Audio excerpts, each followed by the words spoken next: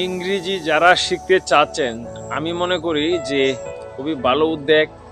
কিন্তু আপনারা যদি সঠিক গাইডলাইনটা না পান, তাহলে কি হবে? তাহলে আপনারা কি শিখতে পারবেন ইংরেজি? এটা তো কখনোই সম্ভব হবে না। তো ইউটিউবে আসলে সার্চ দিলেও আপনি অনেক টিউটোরিয়াল পাবেন, অনেক বাক্য তৈরি করার সিস্টেম পাবেন, ভোকাবুলারি কিভাবে মুখস্থ করা যায় সেগুলো আপনি পাবেন। তারপরেও এখানে যদি পূর্ণাঙ্গ একটা গাইডলাইন না পান তাহলে কিন্তু হবে না। সো আমি বলবো যে আপনারা নিয়মিত একটু যদি ইউটিউবে ঘাটাঘাটি করেন, তাহলে আপনারা ইউটিউব থেকেও মূলত স্পোকেন ইংলিশ শেখা যাবে।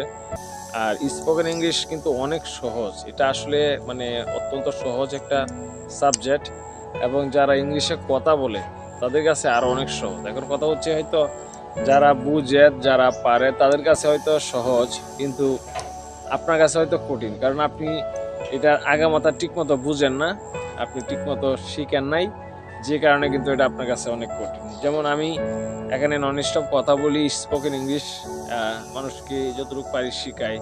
সো আমার কাছ থেকে যদি আপনি একটা ওয়ার্ডও শিখতে পারেন, সেটাই আমার কাছে অনেক কিছু।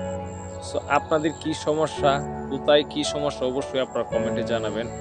আমি ইনশাল্লাহ সলিউশন দিব, কথা দিলাম।